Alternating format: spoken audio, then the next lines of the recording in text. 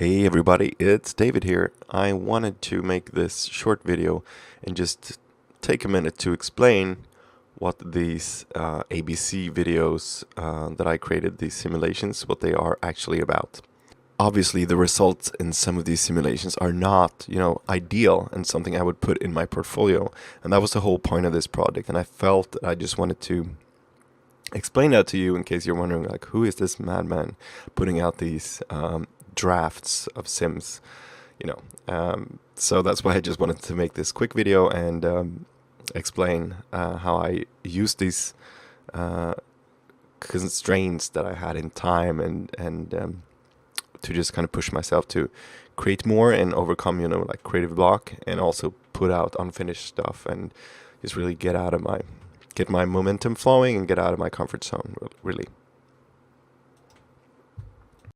So if you just look at these videos straight up, you might wonder, like, why was he satisfied with this? Why did he actually post this video?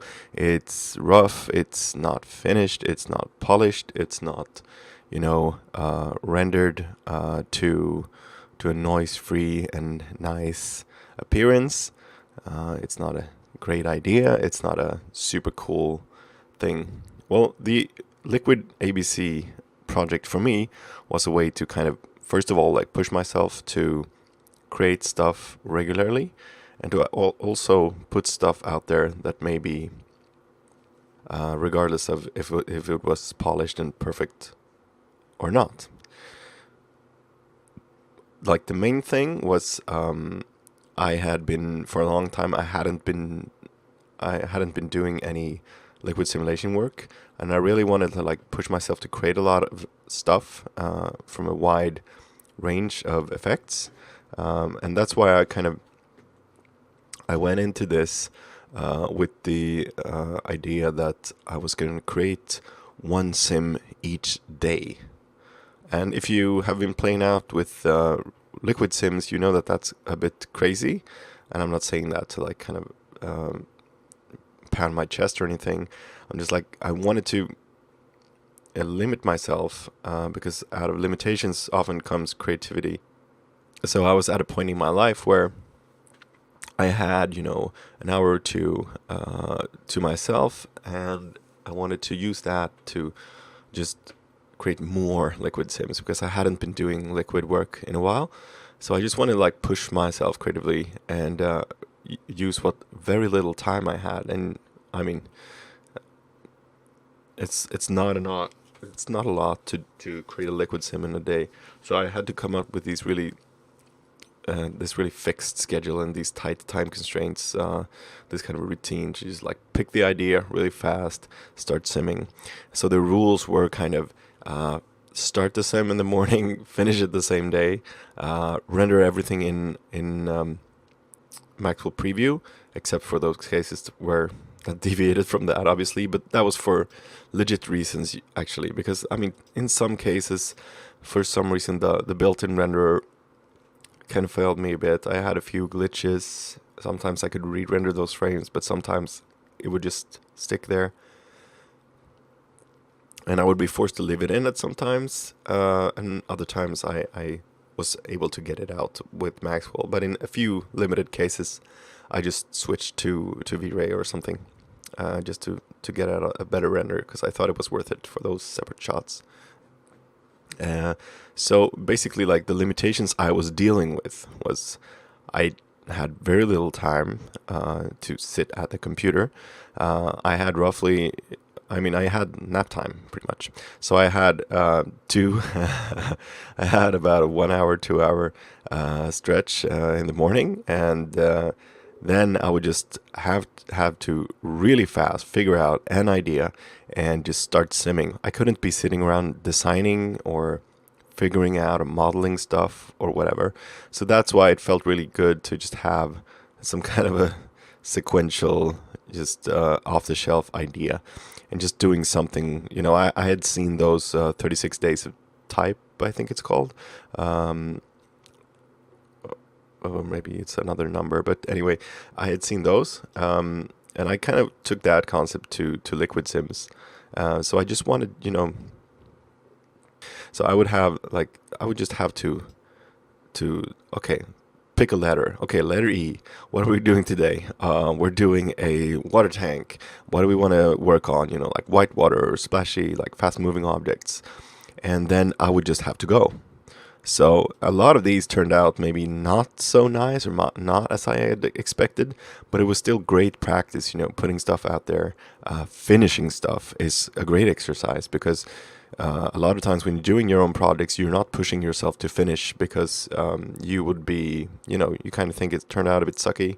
But I mean, that's not the way life works, especially not like professional work. So I really wanted to really just push myself. And so I would have that first like 1 hour session of just setting up the sim and real quick setting everything up, planning it out, doing the first initial passes of simulation in a low res state. And then I would, as soon as possible, just go to higher res and hopefully be able to launch a sim, be back later in the afternoon when I was relieved and check it out. Do I need to resim? And obviously they couldn't be too big, these simulations. And then later in the evening when everyone was asleep, I would just sit down and see what I got and set up a render really quick. And once again, you know, like we had to do this in one day. So I would set the render up in Maxwell preview inside of RealFlow, which was a godsend for this. So I mean that's really it. I would just set up, because it's really a turnkey renderer. So I would just set it up with the physical sky, just change the time of day to what suited me, and pick one of the presets materials for the liquid and the particles, if there was any particles, and that was it. And sometimes there were issues, and sometimes I was not very happy, and sometimes I was really happy actually. But it was a great exercise, I have to say. A lot of good stuff came out of this, even though, you know, they're not stuff you put on the showreel.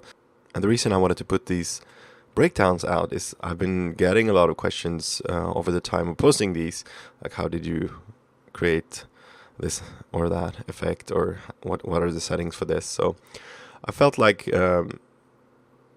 overall, I mean, a lot of these aren't, you know, the prettiest things you looked at, but I still like that it's the width of application here is pretty big. Like there are different solvers, different scenarios, and I wanted to be able to share that knowledge. So I decided I'm going to start putting these out. So I hope that you will enjoy the breakdown series of these, and if there's any questions at all, feel free to hit me up at Davesplaining at Twitter. You can email me at davesplaining@gmail.com, and I would be happy to hear about your ideas, your questions, or suggestions for upcoming tutorials. And that's really it, I think. Yeah, I should mention, like, overall I finished these in, like I said, I had the deadline of one day, and I did finish those in one day in all cases except for this one. Ended up being really flickery when I rendered the two meshes that were kind of on top of each other inside of RealFlow. So I ended up going to V-Ray for that, and it took a little longer. This one was also rendered with V-Ray, I think, but I'd finished in one day. This one was rendered in V-Ray and took a little longer than one day. This one was a little more like research heavy. I wanted to figure out how to do foam without exporting particles. So this is just the velocity channel being exported into the mesh, and then using that in the shading process. So you would actually be exporting just, I mean, I'll get to this at the B breakdown, but I used a render kit and Arnold render in this one, as you can see. So this one took a little longer as well. And that would be like over a couple of nights while, you know, crunching out the subsequent letter. And my idea for the breakdowns is to keep them, because I made this kind of crash course that you can find on my channel in order to get you up to speed if you haven't been doing a lot of liquid work or just a little bit of real flow work. But then I'm hoping I can keep these breakdowns on the individual letters short and sweet, and just maybe offer something from every skill level if I can. You know, the basic settings for this solver is this and that, and the trick for achieving this effect is something like this, or you know, some specific thing about the I/O related to that desired look, or you know, advanced tips. Hopefully, I mean, I'll be happy if I can, for some of these, provide something that a more experienced user didn't know about. But I'm gonna try.